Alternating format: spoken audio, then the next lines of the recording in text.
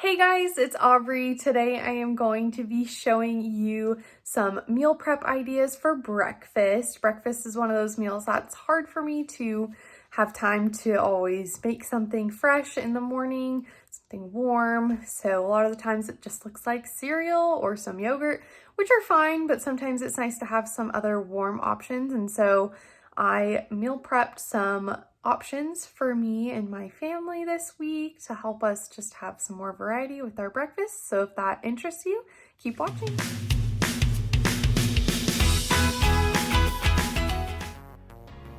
This first recipe that I'm making are my almond poppy seed muffins. And so kind of what happened with this recipe is I found a recipe for lemon poppy seed muffins and switched out some of the ingredients for what I had on hand and didn't have any lemon juice, so I ended up making almond poppy seed muffins, and they turned out so good that this is my second time making them, and the whole family loves these. And so I made a big batch so that we could pop them in the freezer and pull them out as needed for breakfast this week.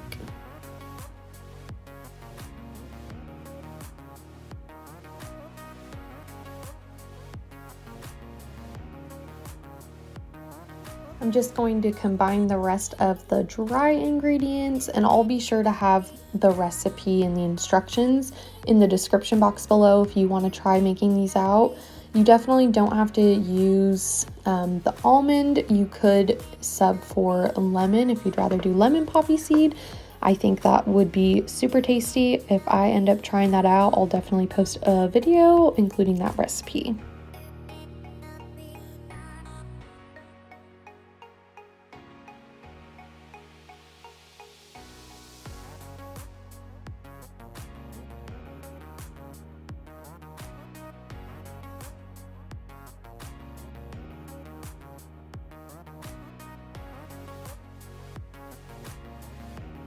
So now that all the dry ingredients are mixed, I got another bowl and started putting in the wet ingredients.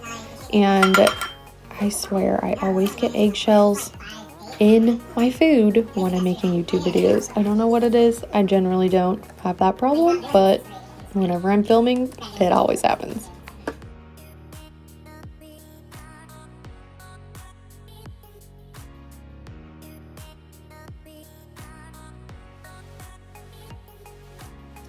You definitely don't have to use the same yogurt that I'm using. You could sub it out for a different flavor, different kind of yogurt, and it should just be fine.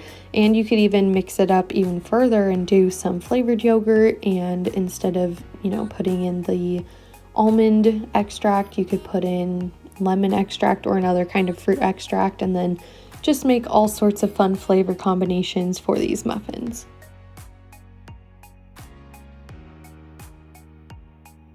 You probably noticed that I have not put in the almond extract yet. Yes, I did forget the almond extract for the almond poppy seed muffins until I had combined both ingredients. You'll see me add it in a little bit here.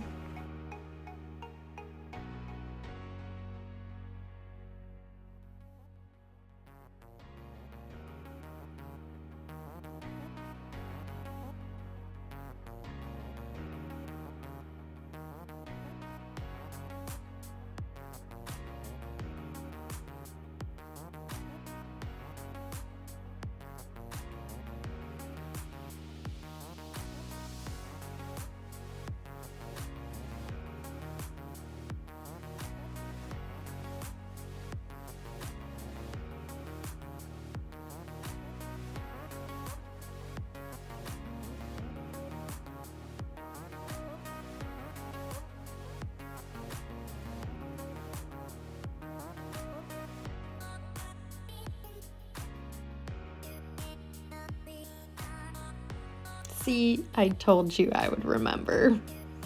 Definitely mix it in with the wet ingredients. It'll make the almond flavor more throughout the muffin than what happened with my batch. They still ended up tasting just fine. It was just a little oopsie on my part.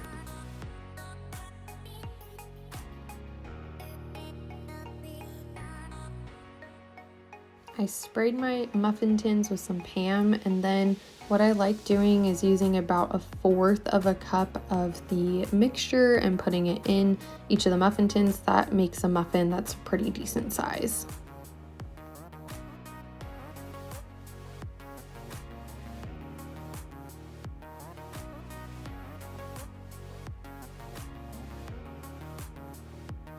Here are the finished muffins. Like I said earlier, these are one of my family's favorites that I make, and so I highly recommend them, and I will be making them again for my family. So I have a bunch of just random ingredients that I needed to use up. We had some 4 or 5 tortillas, some shredded cheese, just like remnants of it. We have a bunch of eggs that need to get used, 2 of these sausages that I used in my ibotta meal. If you haven't seen that, I'll link it up here in the corner. And then 2 russet potatoes that just need to get used. So I am going to prep some breakfast burritos, or what you can do with these ingredients is if you don't have the tortillas, you can just make it into like a breakfast hash or scramble and then put it in the fridge and heat it up throughout the week. So I'm just gonna put about a tablespoon of butter in my pan. Then I'm going to get that melting. Once that starts to melt, I'm going to dump my potatoes in and season them and get them brownie. Just seasoned the potatoes with some Lowry's and ground black pepper. And then the best spatula, we're just gonna go ahead and start stirring this around. Get the spices kind of all mixed together. And then once that is mixed, set that to the side, and we'll go ahead and cover it and check it and stir it about every 3 to 5 minutes until the potatoes get a little bit soft. And while these are getting soft, we're going to cut up the sausage and prep the eggs.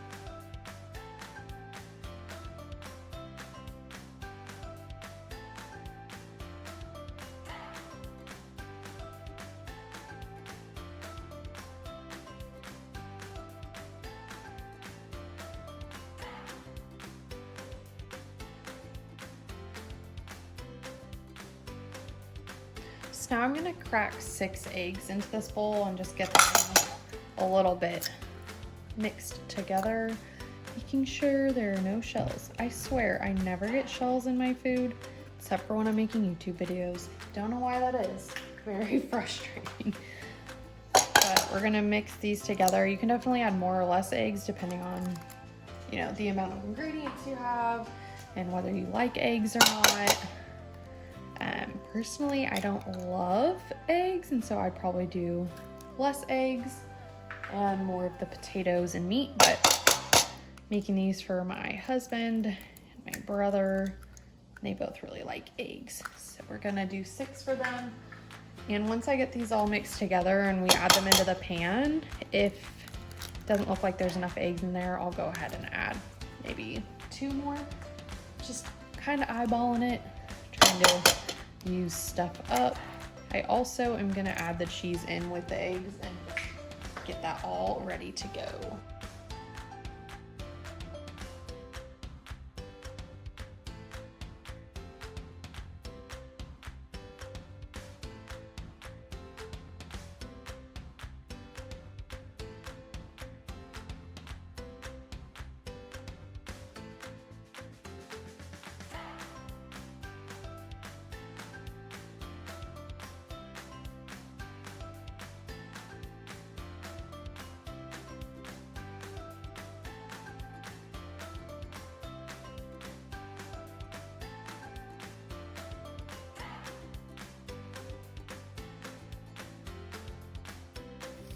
Now that the potatoes are getting close to being soft, I'm gonna add in the sausage.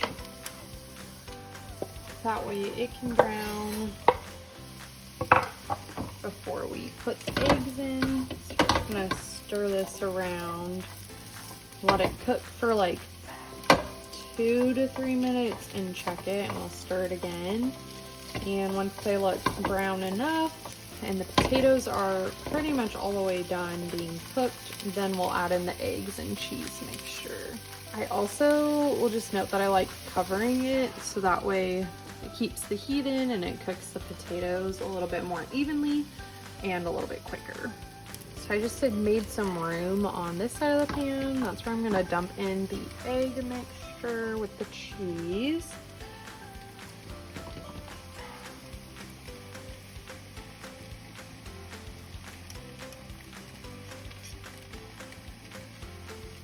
Let that get cooking a little bit, and once it's cooked a little, then we'll mix it in with the rest of the potatoes and the meat, and then season everything one more time since the eggs are not seasoned currently. And we'll roll them up into some burritos.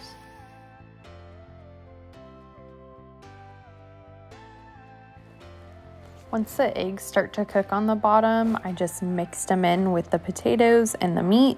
That way all of the ingredients were well combined, and then I just went ahead and seasoned it again with some of the Lowry's and pepper. You can definitely use whatever spices you want or whatever you have in your kitchen, and it'll taste great.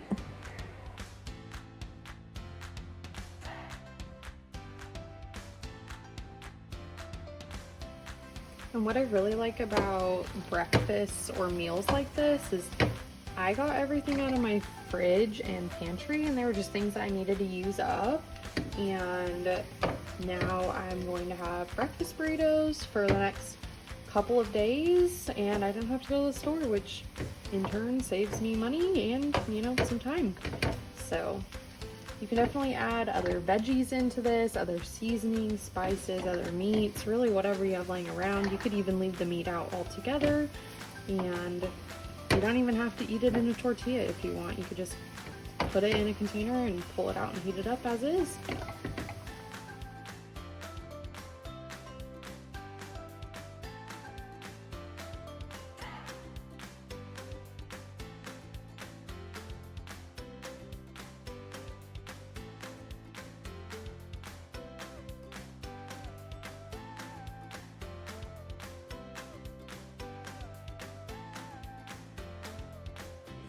So I put the 6 burritos just back into the bag. My husband did eat one.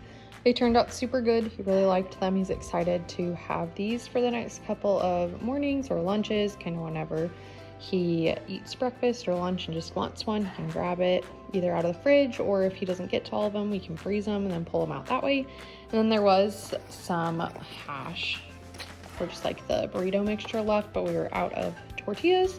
And so we'll have that, and you can just eat it as like a breakfast bowl, or we can freeze it and then fill up different burritos on a later date. And so that is some of our breakfast prep for this week. Super excited about how it all turned out.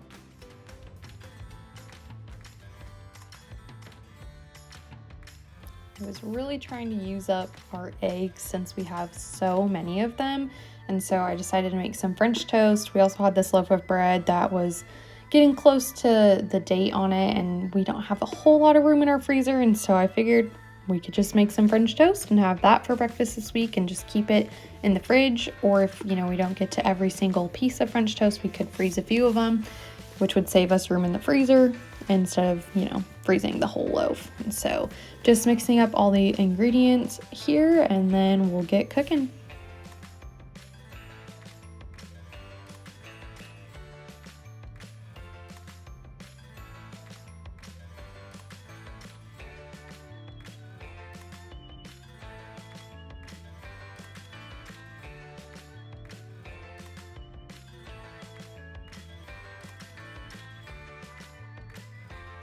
My favorite bread to use for French toast is cinnamon chip bread from Great Harvest Bread Company, or their challah bread, or you can also, you know, get challah bread from another place or make it yourself. But those, in my opinion, make the best French toast. And so if you haven't tried French toast using either of those bread options, I highly recommend it. I obviously didn't use either of those types of bread today, and that was just because I was really trying to use what we had on hand. And since we had this bread that needed to get used, figured might as well just make it into some delicious French toast.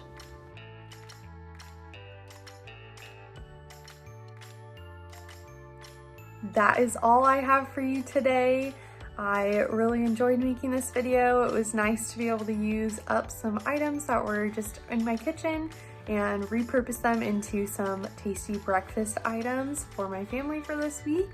If you liked this video, please consider subscribing to my channel. I make weekly content every Sunday at 10 a.m. Central Standard Time, and they will be meal ideas, budgeting tips, home life, all of those kinds of things here. So if that interests you, hit that subscribe button and leave me a comment down below introducing yourself. I'm so glad you're here, and I hope you have a great rest of your day.